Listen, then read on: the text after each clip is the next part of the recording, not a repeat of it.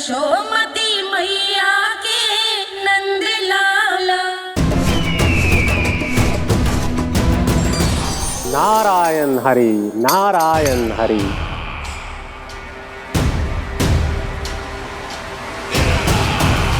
प्रणाम देवर्षि। किस योजना में कितना लाभ है और कितनी हानि, यह आंकलन करते करते थक गए होंगे मथुरा नरेश। देवर्षि, आज मेरा ध्यान कैसे आ गया आपको? आप तो सदैव ही मेरे ध्यान में रहते हैं महाराज कंस। सत्य तो यह है कि मथुरा में जो भी हो रहा है मुझसे छिपा हुआ नहीं है। मैं जानता हूं कि आप किसी भी असुर को वृंदावन क्यों ना भेजें, और वो असुर कितना भी शक्तिशाली क्यों ना हो, कृष्ण का सामना नहीं कर पाता। या तो पराजय स्वीकार करके आपके पास लौट आता है, या तो फिर वीर गति को प्राप्त हो जाता है।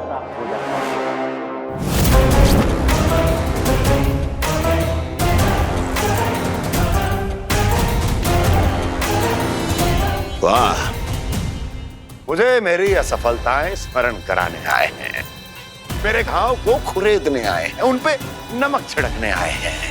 मित्र को शत्रु समझने की भूल मत कीजिए महाराज कंस। मैं तो आपकी सहायता करने आया हूं। हाँ, और मेरी सहायता। कृष्ण विष्णु अवतार है, आप विष्णु के भक्त हैं।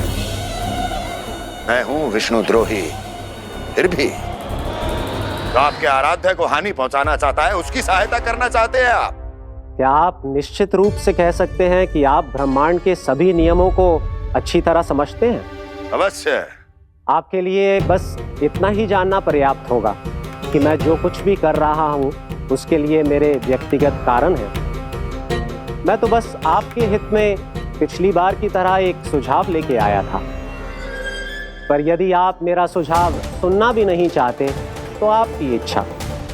नारायण हरि, नारायण हरि।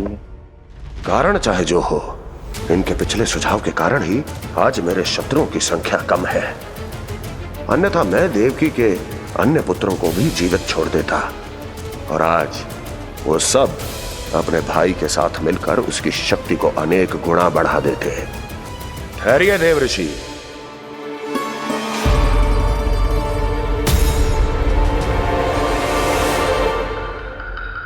बताइए, क्या सुझाव है आपके पास?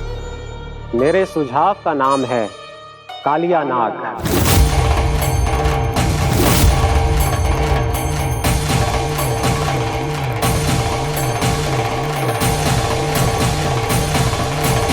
उसके विषय में मैं जानता हूं देवर्षि।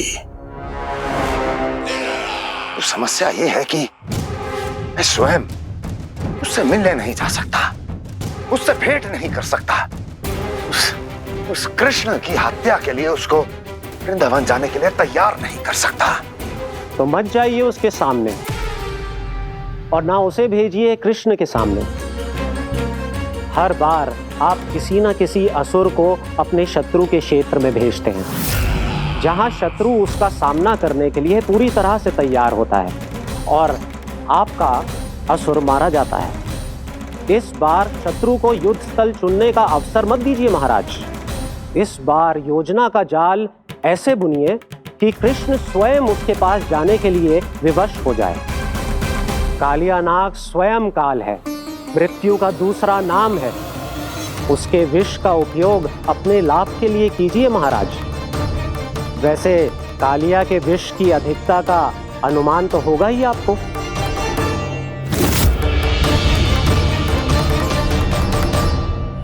एक बार जो उसके क्षेत्र में पहुंच गया, फिर उसके विष से बचना असंभव है। उचित सुझाव है देवर्षि, उचित सुझाव है। देवर्षि, उस छलिया विष्णु की भक्ति करते करते आप भी उसके रंग ढंग सीख गए हैं। उचित है, उचित है।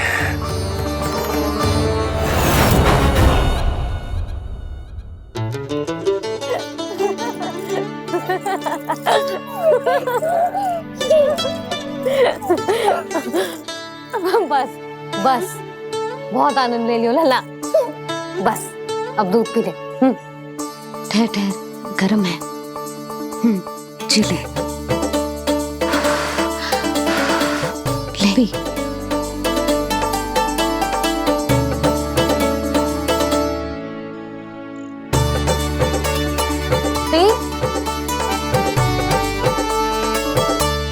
मैं ना होती तो ना जाने क्या होता तेरा। अपने आप दूध भी ना पी सकते है, भावना कहीं का। आपकी इस प्रेम के लिए तो मैं धरती पे आया हूँ मैया। मैं भी यही सोच रहा हूँ यशोदा कि तुम ना होती तो मेरा क्या होता। इसी बात पे थोड़ा दूध और कजू खाने को दे दो। अरे मैं तो भूल ही गई।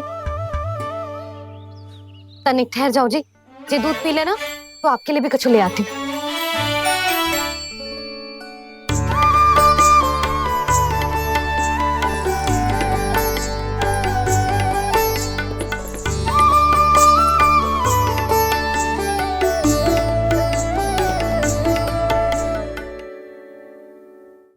प्रणाम महाराज।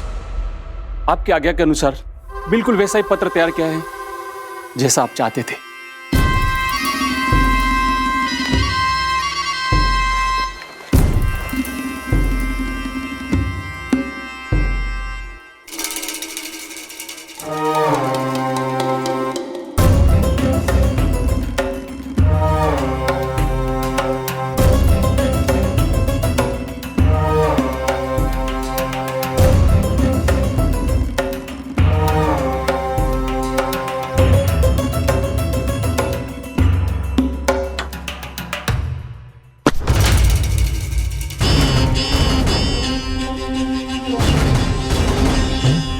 कृष्ण जन्म से लेकर आज तक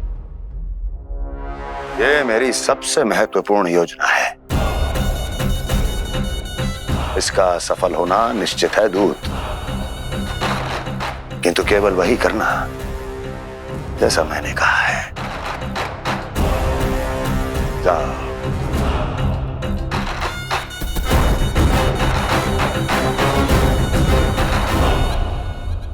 कान्हा,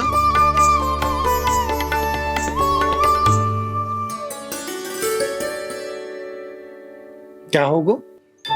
बाबा मैं चाहता हूँ कि मैया की ममता क्रिस्टल फ्रेम की वर्षा मुझ पे सरते ऐसे होते रहे। वो तो होती रहेगी लल्ला। अपने लल्ला के लिए किसी मैया का प्रेम कभी कम हो सकता है भला? नंदराज, वो मथुरा से एक दूत आयो है महाराज कंस का राजपत्र लेके।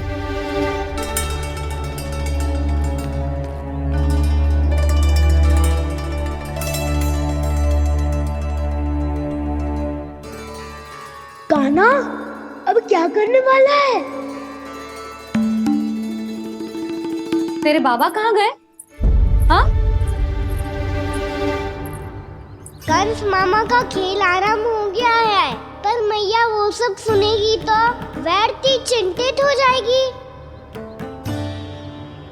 बस थोड़ा बाहर गया मैया, कछु खा लिये से।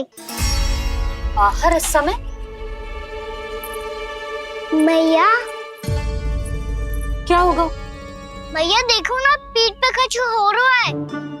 मेरा हाथ ना पकड़ो, आप करो ना। दिखा। यहाँ? क्षमा करना मैया, पर अभी बाबा को ही संभालने दो ये सब। कहिए, क्या संदेश लाए हैं आप? नहीं नंदराज नहीं। महाराज कंस का आदेश है कि यह संदेश सभी गांव वालों के साथ ही पढ़ा जाए। ठीक है, मैं गांव वालों के सामने पढ़ दूंगा, पर मुझे तो दीजिए पढ़ने के लिए।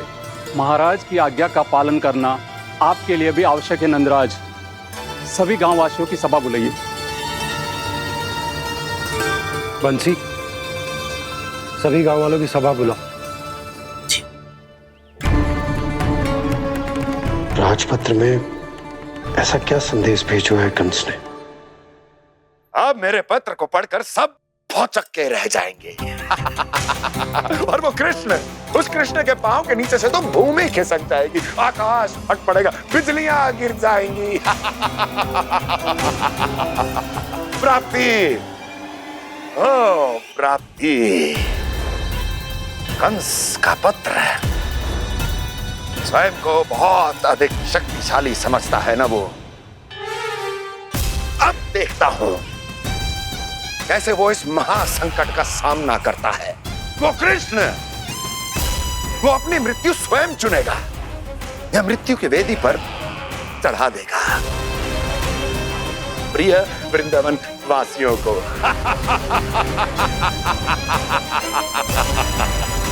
अब आएगा आनंद प्राप्ति, अब आएगा आनंद। सबको इकट्ठा करवा के ही पढ़वाएगो। अवश्य ही कोई विशेष संदेश दिया होगा कंस ने। मैं भी यही सोच रही हूँ सुलक्षणा जी, कछु ना कछु तो विशेष है, पर जे हो क्या सकता है?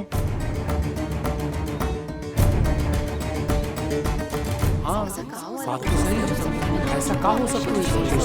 सभी गांव वासियों के सामने कहा जाए, कछु तो विशेष अवश्य लग रहा है। बाहर तक कोलाहल क्यों हो रहा है?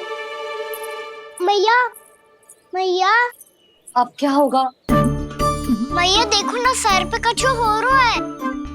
लल्ला, नारायण ने तुझे हाथ दिए हैं ना? पीठ की बात अन्य थी। अपने सिर की सेवा स्वयं कर। सर पे तो हाथ पहुंच रहा है ना?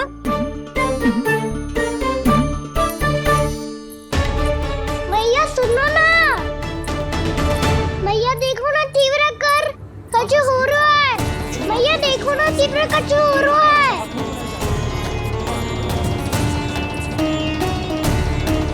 सब लोग आ चुके हैं, अपना संदेश सुनाइए आप।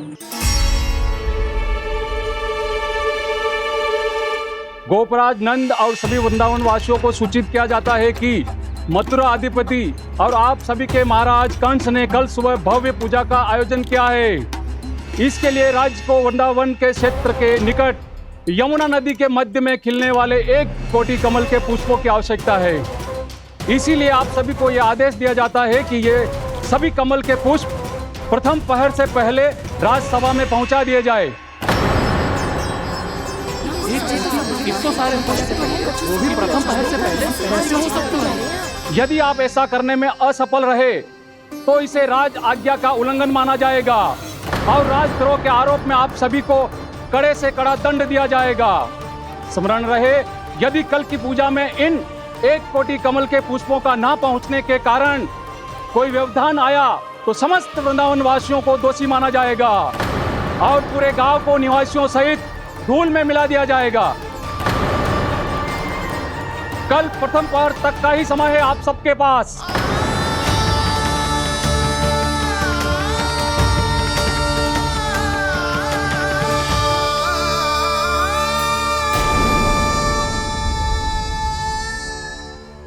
कमल पुष्प, वो भी कल प्रथम प्रहर में? ऐसे कैसे संभव है? और कोई साधारण पुष्प ना, यमुना नदी के मध्य खिलने वाले विशेष कमल के फूल चाहिए उन्हें। लेकिन यमुना नदी में तो कालिया नाग ने विष घोल के रखा है, तो फिर कैसे हो पाएगा? जी असंभव है। हमारी मृत्यु का संदेश भेजा राजा कंस ने। सदैव की भांति इस समस्या पर भी गांव के बड़े ही विचार करेंगे। बालकों का यहाँ होना उचित ना है।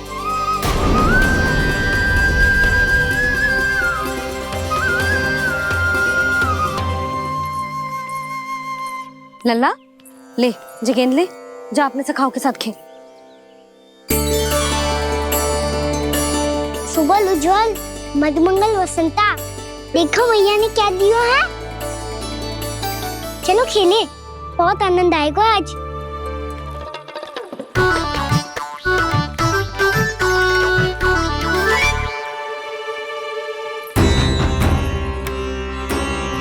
भानु, बंसी, जाओ और शीघ्र ही वो घेरे का कार्य समाप्त करो।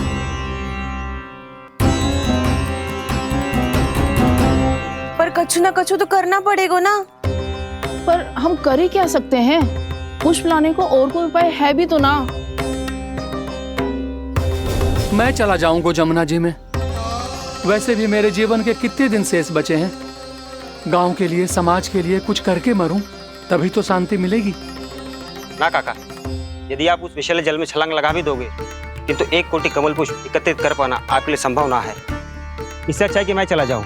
यदि मैं मर भी गया तो मेरे पीछे रोने वाला कोई ना है। किसी को कहीं जाने की आवश्यकता ना है। गोप नरेश होने के नाते ये मेरा कर्तव्य है कि मैं आप सबकी रक्षा करूं। नंदराज, आपको जाना है तो जाओ। हरिया, काका, भैया सब चले जाओ। लेकिन आपको पता है वहाँ का जल कितना विषैला है। आप लोग एक क्षण भी जीवित नहीं रह पाओगे। फिर कैसे इकट्ठा करेंगे 1 कोटि कमल पुष्प? आप बात तो सही कह रही हैं शांति। उस दुष्ट कंस ने ऐसी मांग रख के हम सबको फंसा दिया। हम में से कोई भी क्यों ना चला जाए और इस संकट का समाधान ना निकले को। कान्हा, बताना कौन सा खेल खेलें? गेंद पकड़ खेलते हैं। पर एक बात सुन लो सब, कोई भी तीव्र गति से ना फेंकेगा गेंद को। भैया ने फ्रेम बनाई है मेरे लिए। सब तैयार हो?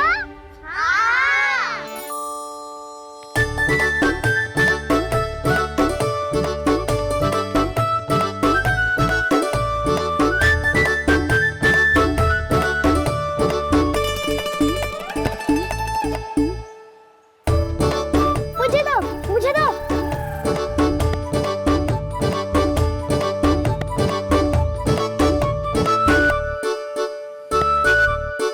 मुझे दो, मुझे दो।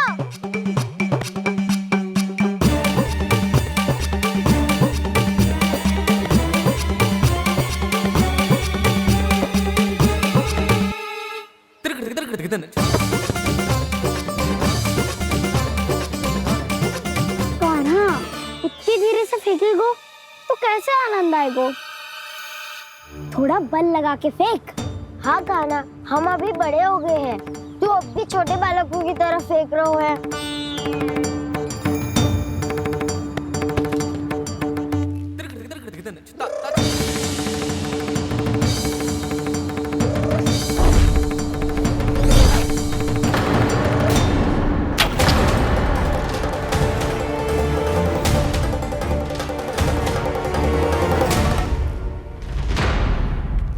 दीदी जी क्या करो कान्हा? गेंद तो डूब गई।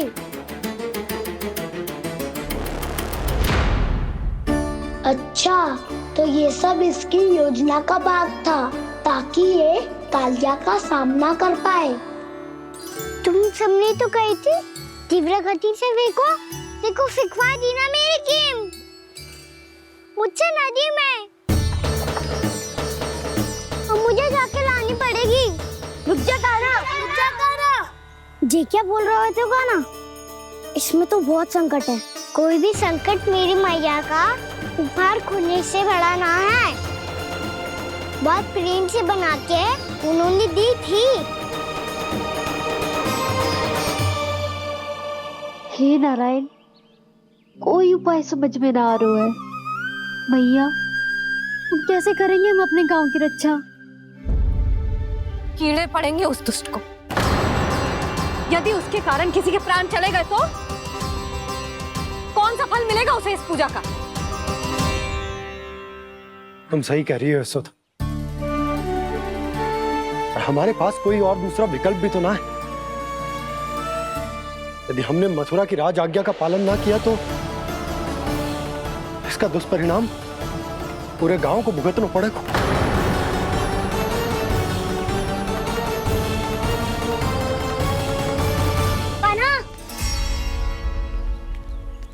तुम्हें पता है कि तू भगवान है, दिव्य है, बहुत शक्ति है तुझमें। पर फिर भी हम तुझे विषैले जल में ना जाने दे सकते। कुछ होगा तो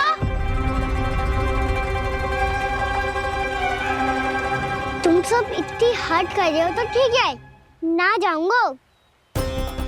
गेंद कहाँ गिरी है, कितनी दूर गई है, ये तो देख लूं, ताकि उसे बाहर निकालने का कोई उपाय ढूंढ पाऊं।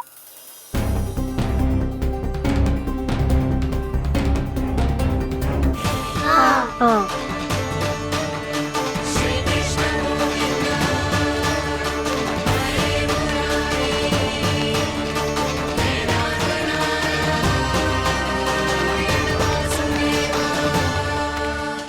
कान्हा की ये लीला तो समझ ही नहीं आ रही। पहले इसने देवश्री नारद को मथुरा जाकर कंस को भड़काने के लिए कहा, फिर स्वयं ही दुखी भी हो गया कि अब इसका रहस्य सबके सामने खुल जाएगा। और अभी स्वयं ही तो इसने कहा था कि गेंद बहुत महत्वपूर्ण है, फिर स्वयं ही उसे नदी के विसले जल में फेंक दिया।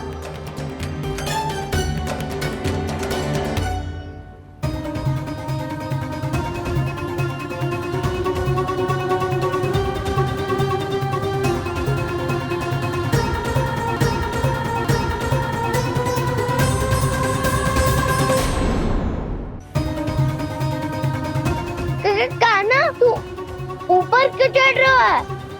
अरे ऊंचाई से देखूंगा तभी तो गेंद दिखेगी।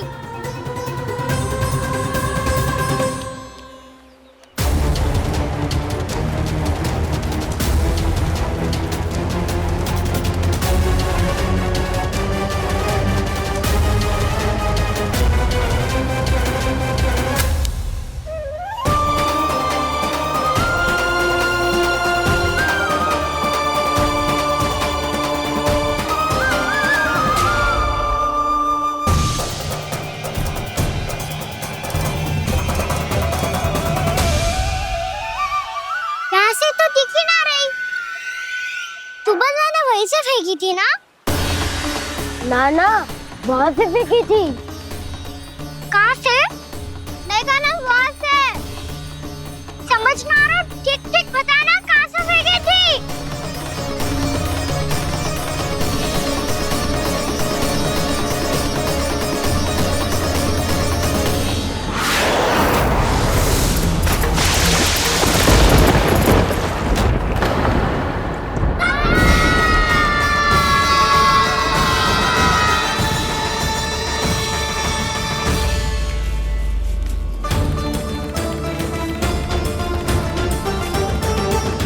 कालिया नाग के क्षेत्र में जाकर कोई भी जीवित वापस ना लौट सको है।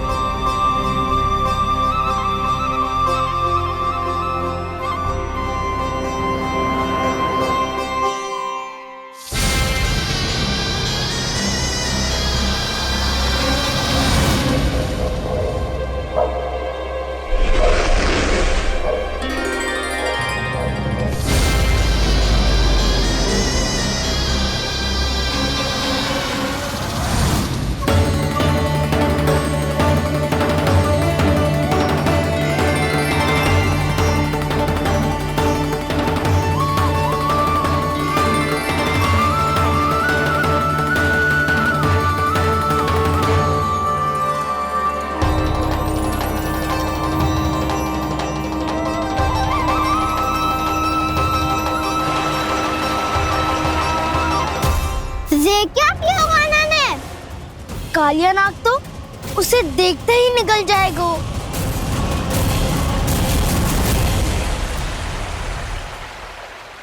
तो आरंभ से अब तक सब कुछ उसकी लीला का ही भाग था।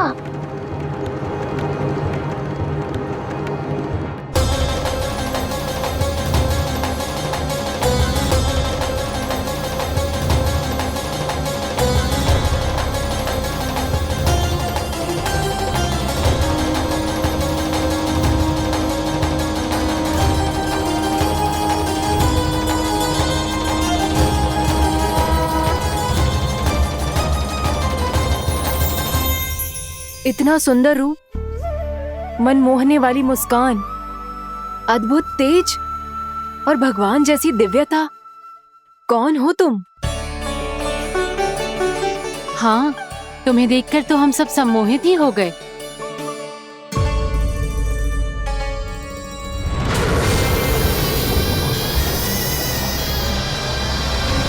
तुम जो भी हो बालक, वापस लौट जाओ। हमारा हृदय तुम्हें ही देखते रहना चाहता है, किंतु यदि हमारे पति जाग गए तो तुम्हें अवश्य हानि पहुंचाएंगे। ये बहुत विषैले है बालक, कालकोट जैसे भयानक। इनके विष से तुम नहीं बच सकोगे। नंदराज, कालिया नाग के विष का प्रभाव बढ़ते ही जा रहा है। पहले 8 कोस तक उसके विष का प्रभाव था, अब तो 1 योजन से अधिक क्षेत्र में फैलो है। जल पीने के प्रयास से अनेक पशु मारे गए हैं और नदी के निकट के वृक्ष और वनस्पति सब नष्ट होने लगे।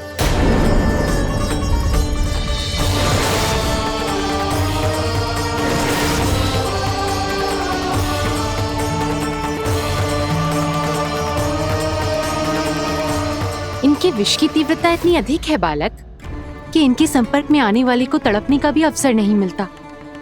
इनके विष की अग्नि क्षण भर से भी कम समय में प्राणवायु को जलाकर राख कर देती है।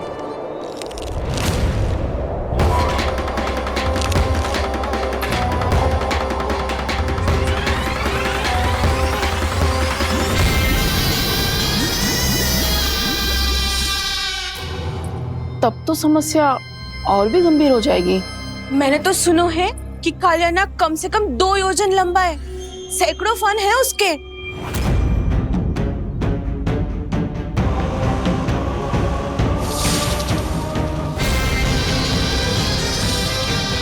इसका अर्थ तो ये है कि हम दोनों ओर से फंस गए। एक और कंस को 1 कोटि कमल पुष्प देने जो कि कालिया नाग के क्षेत्र में पड़ते, और दूसरी ओर उस कालिया नाग का विष यमुना जी के क्षेत्र में बढ़ता ही जा रहा।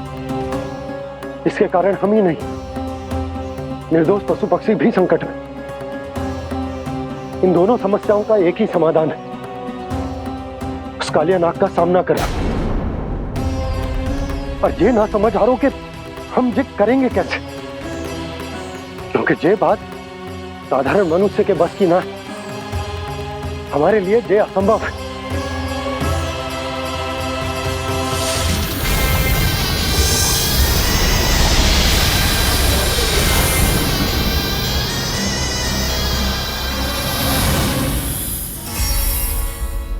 अब तो तुमने अपनी आंखों से भी देख लिया बालक, ये कितने विषैले हैं।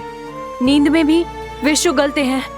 इससे पहले कि तुम्हें कुछ हो जाए, चले जाओ यहाँ से, मान लो हमारी बात। आप सब मुझे जानती भी नहीं और फिर भी मेरी इतनी चिंता कर रही हैं आप। माँ की ममता भेदभाव नहीं जानती। तुम भी किसी के पुत्र हो और हम सब भी माँ हैं।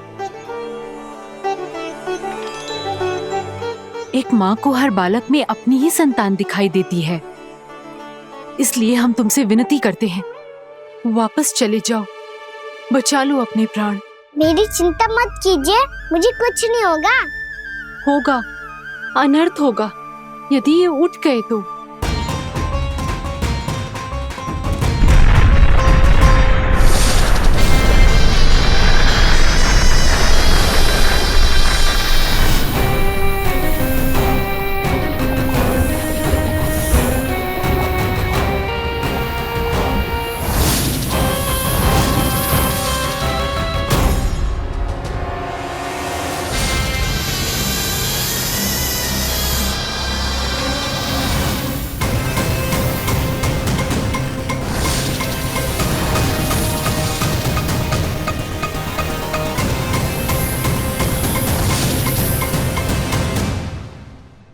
सामने होते हुए भी अपने इश्क को केवल वही देख सकता है जो अपना अभिमान त्याग चुका हो।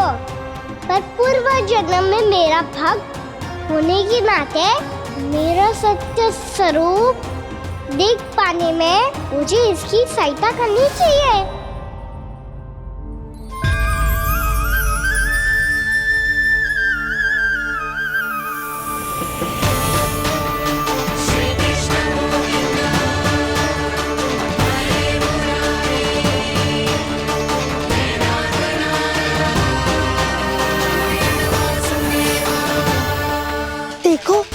तुम्हारा छोटा सा कान्हा कैसे डट के खड़ा हुआ है, इतने विशालकाय, इतने महाभयंकर सबके सामने।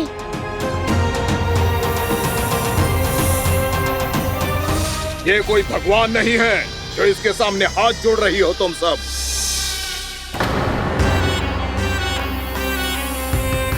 एक सामान्य साधारण बालक है ये, जो ये तक नहीं जानता कि इसके सामने है इसका काल, कालिया।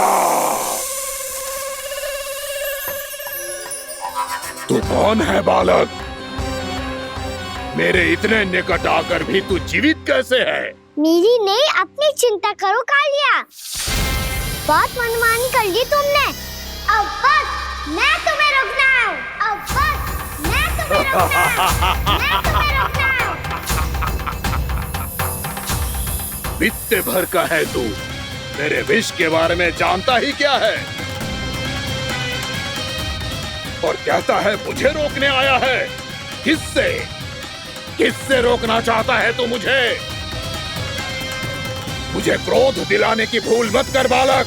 अपनी फुंकार से ही तेरी इस मुस्कुराहट को अंतिम मुस्कुराहट बना सकता हूं मैं। शीघ्र बता, कौन है तू और किसने भेजा है तुझे? तुम्हें आवाज भी है कि अपनी पुकारों से तुम कितना विष भूल चुके हो। पवित्र यमुना नदी को कितना दूषित कर दिया तुमने। और यही नहीं, तुम्हारे कारण निकट के जीव जंतुओं, वृक्ष, वनस्पतियों सबको हानि पहुंच रही है। तो क्या?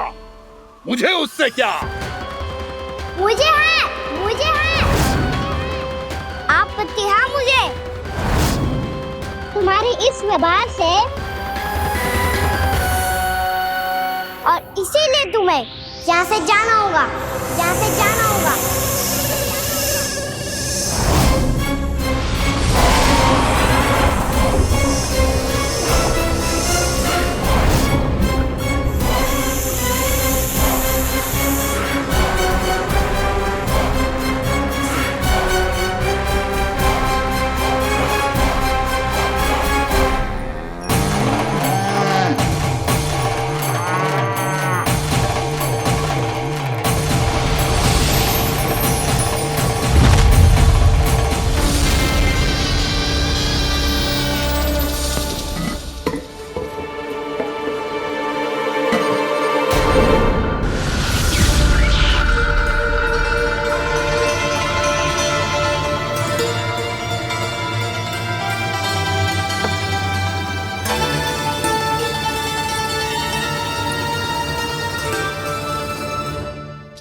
मुझे आदेश देने का साहस भी कैसे किया तूने? इस क्षेत्र को मैंने अपना राज्य बनाया है, मेरा परिवार रहता है यहाँ, और तू मुझे यहाँ से जाने के लिए कह रहा है? हाँ, क्योंकि तुम्हारे यहाँ रहने के कारण अन्य जीवों को हानि हो रही है, और मैं ऐसा नहीं होने दे सकता। मैं तो बस वही कर रहा हूँ जो एक सर्प का स्वभाव है। विष फैलाना स्वाभाविक है मेरे लिए, इसलिए मुझे चुनौती मत दे बालक। चुनौती तो मैं दे चुका हूँ कालिया। अब तो बस तुम्हें शिकार करनी है।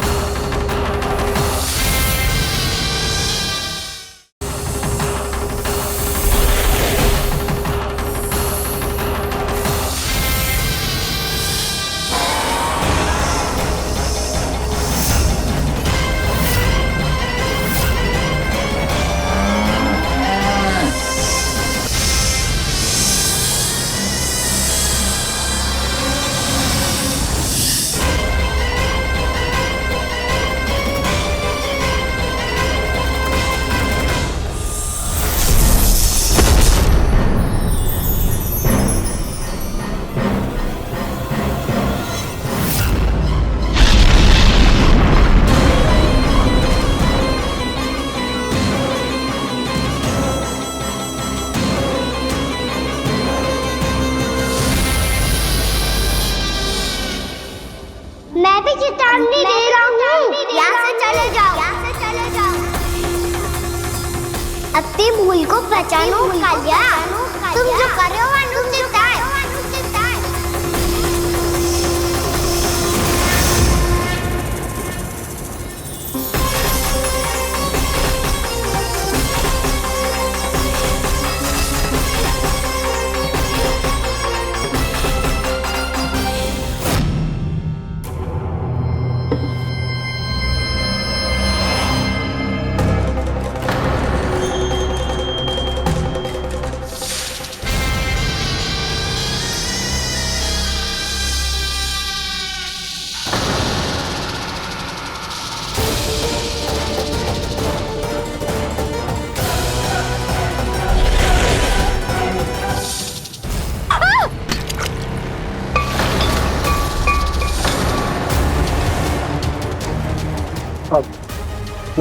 मैं आता हूँ। क्या हो गया सुधा? मुझे आवाज हो रहा है जी, कछु ना कछु गड़बड़ है। यशोदा, जो समस्या हमारे सामने है हम सभी उसका समाधान खोजने में जुटे।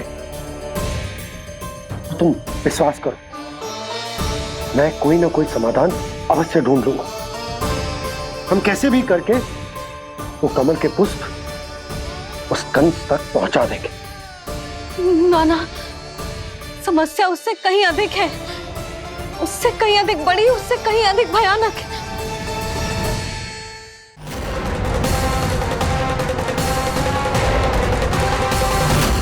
विस्की ये बूंद से ही सबके प्राण चले जाते हैं।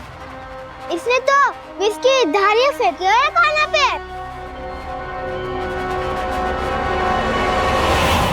कान्हा कैसे बच्चे को अधिक विष से? इसका विष तो क्या, ये सर स्वयं भी छू तक नहीं पाएगा हमारे कान्हा को।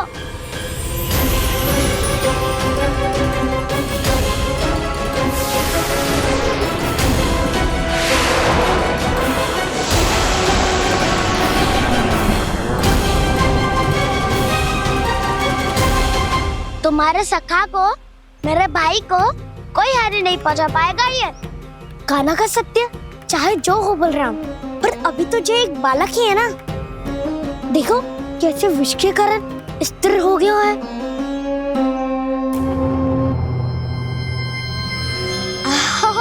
हाउ सर्फ ने कितनी आसानी से अपनी पूंछ से बांध लिया है।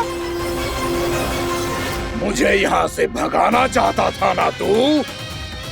अब मैं तुझे दिखाऊंगा अपना सामर्थ्य। ये मूर्ख किसे बांधना चाहता है अपनी पूंछ में? उन्हें जिनका विस्तार सारे ब्रह्मांड में है, या उन्हें जो स्वयं अनंत है? पर देवराज, प्रभु ऐसा करने ही क्यों दे रहे हैं कालिया को? आप सब भूल रहे हैं देवगण, कालिया पूर्व जन्म में प्रभु का बहुत बड़ा भक्त था। उसी भक्ति का फल मिल रहा है अब इसे। वैसे भी भक्तों के मन का भाव सबल हो तो भगवान तो सहज ही बंध जाते हैं।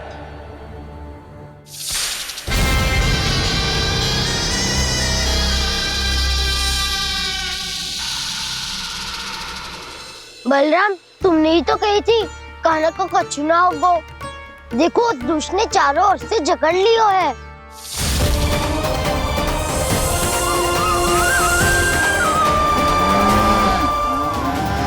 ये क्या कह रही हो तुम? जसोदा जी, क्या हुआ? घबरा क्यों रही हो आप? सुलक्षणा, मुझे आभास हो रहा है कुछ बहुत बड़ी अनहोनी हो गई है। नंदराज, नंदराज, नंदराज!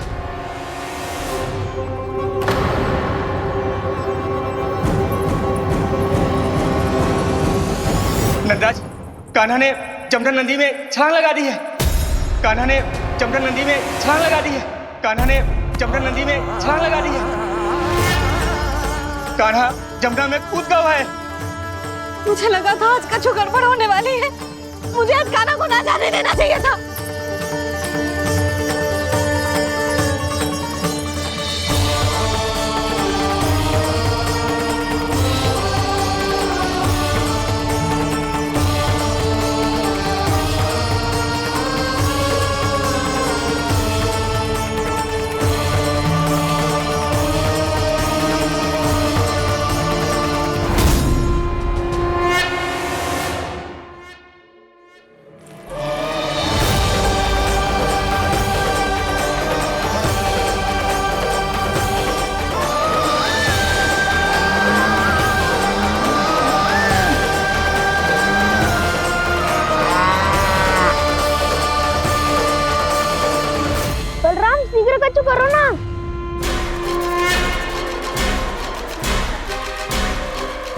कुछ भी करो पर कान्हा को बचाओ। नाग बहुत भयंकर है, कान्हा अकेले ना संभाल पाएगा इसे।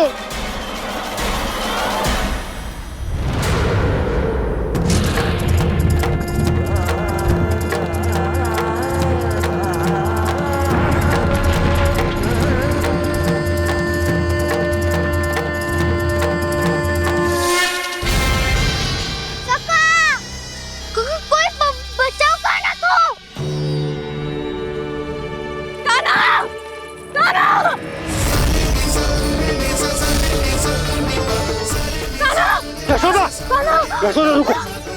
छोड़ दो मुझे, प्लीज छोड़ दो मुझे। जीजी संभालो, बावली हो गई है। जीजी संभालो। कान्हा, कान्हा।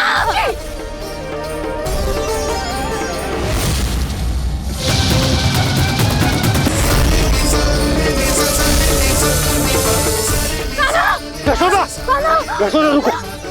छोड़ दो मुझे, प्लीज छोड़ दो मुझे। जीजी संभालो, बावली हो गई है। जीजी संभालो। कान्हा, कान्हा। देखो अब कैसे तुम्हारे अस्थियों को तोड़कर छोटे छोटे टुकड़ों में बदल दूंगा मैं।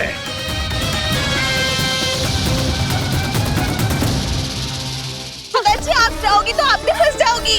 अपने लल्ला के लिए मैं किसी भी संकट का सामना करने के लिए तैयार हूँ।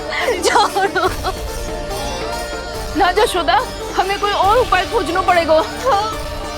कोई और उपाय? आप देख ना रही मेरा कान्हा किस दशा में है। कान्हा मैया के वश में नहीं है, नहीं तो ये अपने लल्ला के लिए साक्षात काल का भी सामना कर ले। ये तो केवल कालिया नाग है। हे नागराज, आप मेरे प्राण ले लो पर कान्हा को छोड़ दो। ना नागराज, आप मेरे प्राण ले लो, मैं विरोध भी ना करूंगी। ना नागराज, आप मुझे मार दो पर मेरे कान्हा को छोड़ दो। ना ना ना ना नागराज, मेरे प्राण ले लो। हमारे कान्हा से क्या शत्रुता है आपकी? प्रभु के लिए जो प्रेम यशोदा मैया के हृदय में है, वही इन सभी गोपियों के हृदय में भी है।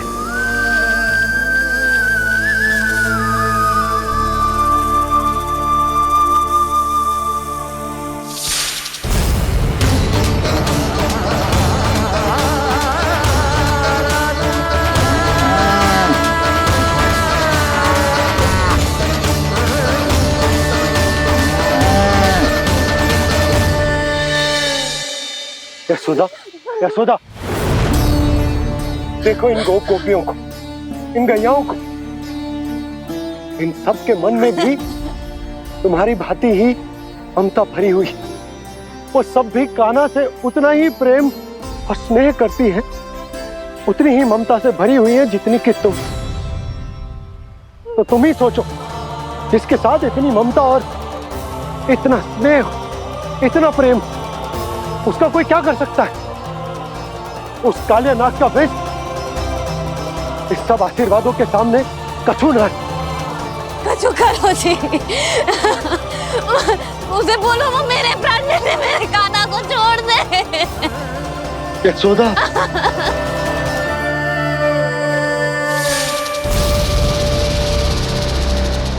केवल इन्हीं में नहीं देवराज, नाग पत्नियों के हृदय में भी ममता का वही प्रेम उमड़ रहा है।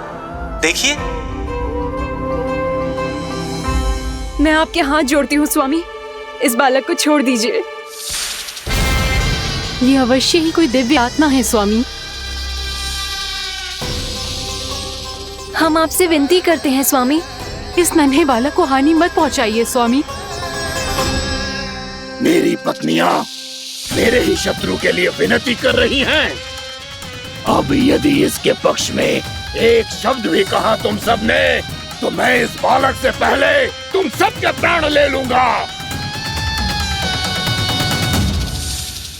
हो रहा प्रसन्न नाग कालिया, विजय को निश्चित जान। रोते बिलखते व्याकुल सब संकट में देख कान्हा के प्राण।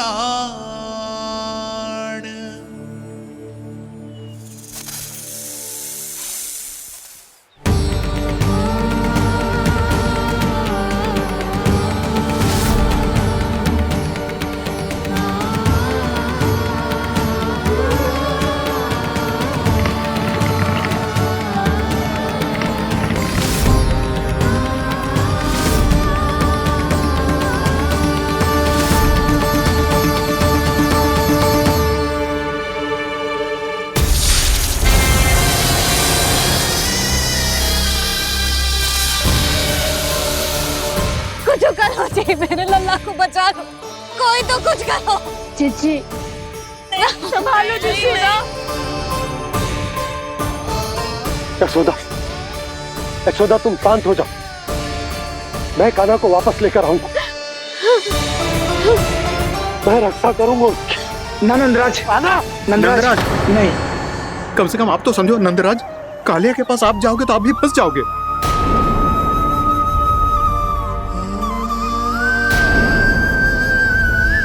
बलराम, तेरा भाई इतनी भीषण संकट में है और तुझे जरा भी दुख ना हो रहा? क्या आप सब अब तक नहीं समझ पाए कि कान्हा सच में कौन है? छोटे बाबा, आप तो उसका सत्य जानते हैं ना?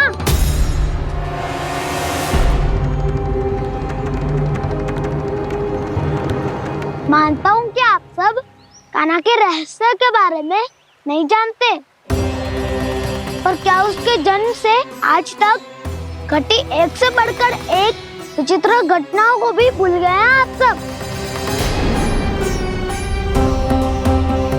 भूल गए हैं कि कैसी पूतना जैसी राक्षसी उसका कुछ बिगाड़ नहीं पाई, कैसे तरनावती जैसा भयानक राक्षस उसे एक खरोच भी नहीं दे पाया था।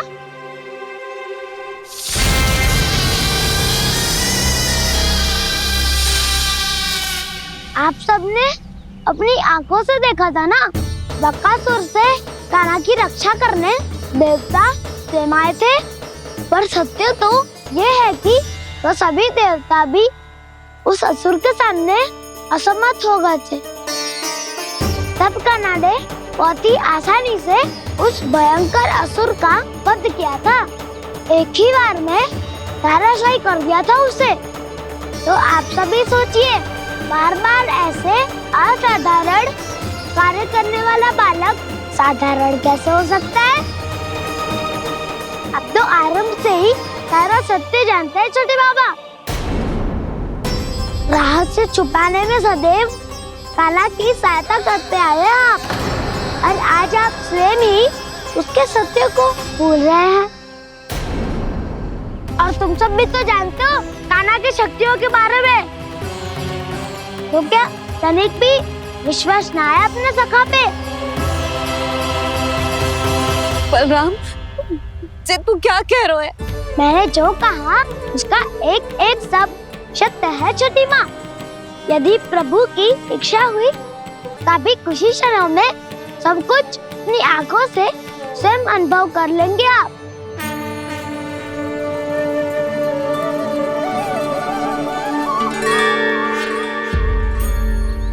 शांताकारं भुजगशयनं पद्मनाभं सुरेशं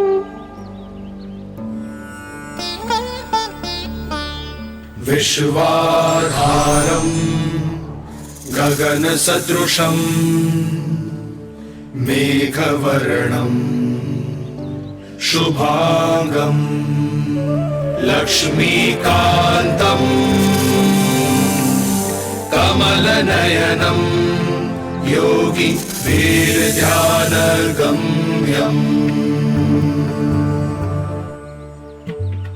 वन्दे विष्णुं भवभयहरं सर्वलोकैकनाथम्।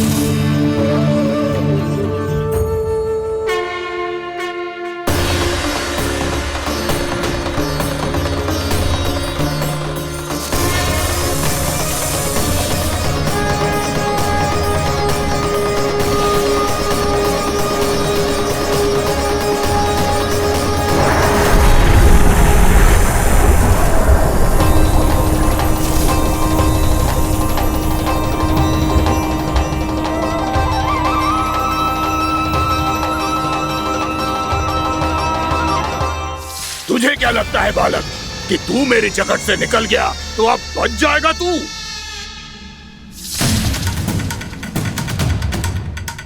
मेरे विष से अपनी प्राण रक्षा करने में सफल रहा, मेरी जगत से भी छूट गया, पर मेरे दंश से नहीं बच पाएगा।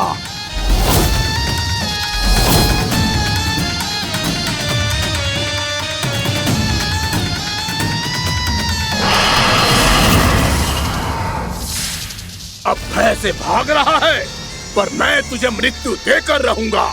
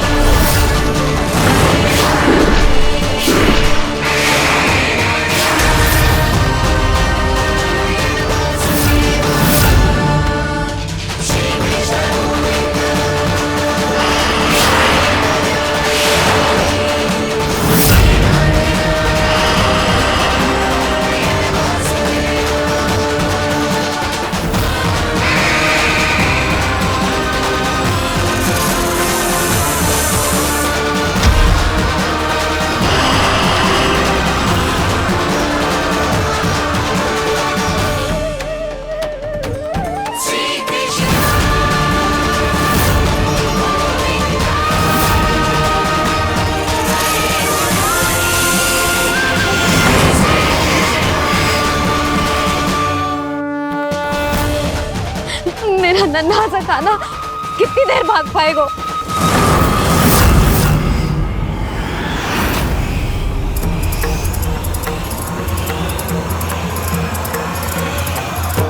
और कितनी प्रतीक्षा करोगे मेरी भक्त कालिया?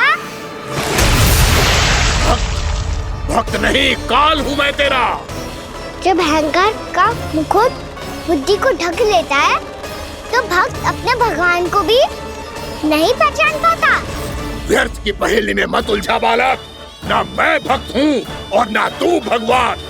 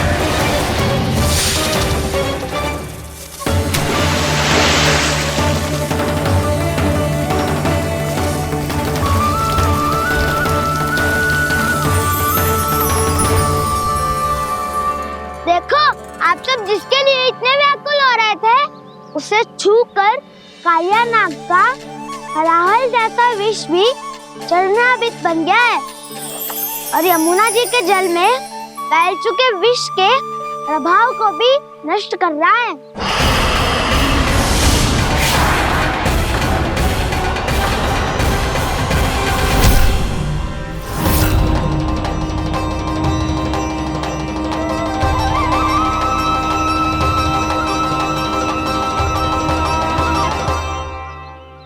धर्म रक्षक, अधर्म विनाशक प्रभु श्री कृष्ण का कौशल सचमुच आदित्य है। नारायण नारायण।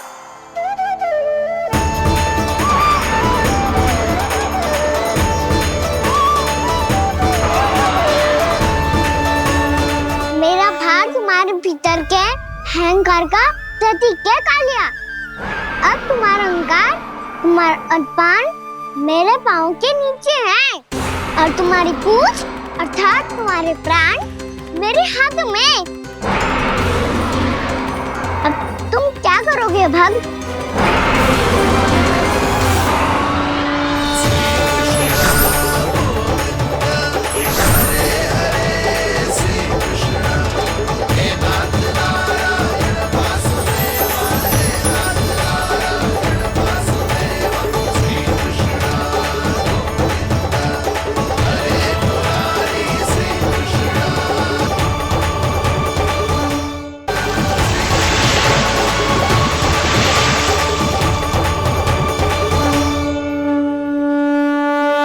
प्रभु, भले ये आपको पहचानने में असमर्थ हो, पर हम सब ने आपको पहचान लिया है।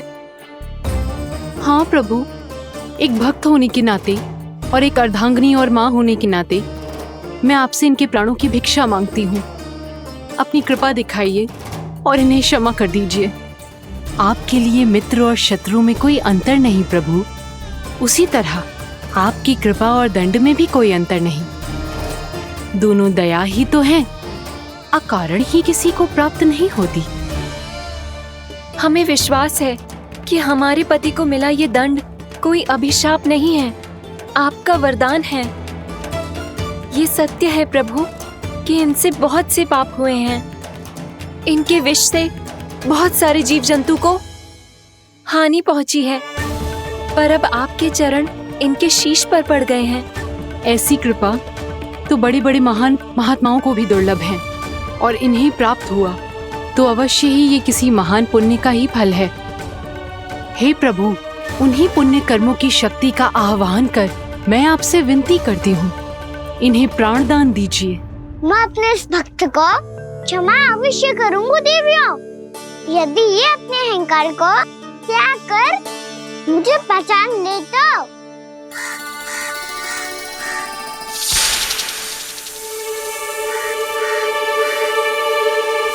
मैं तुम्हें श्राप देता हूँ, जितनी विषैली तुम्हारी जिह्वा है उतने ही विषैले सर्प बन जाओ तुम।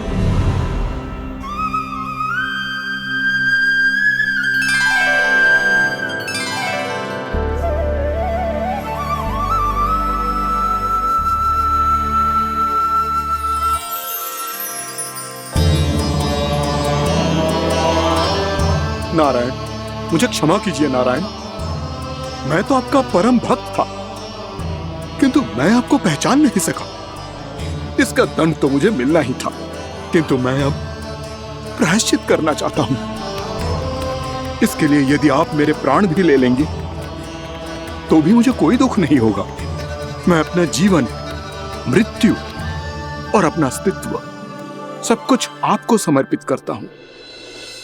मैं तुम्हारे क्रोध के कारण श्राप मिला, जिसे विशाल सर्प के रूप में तुम्हारा जन्म हुआ, और सर्प का तो स्वभाव है विष फैलाना। इसीलिए तुम्हें दंड नहीं दूंगा। मैं सिर्फ सभी अपराधों का पश्चाताप कर लिया, इसीलिए मैं तुम्हें क्षमा करता हूँ कालिया।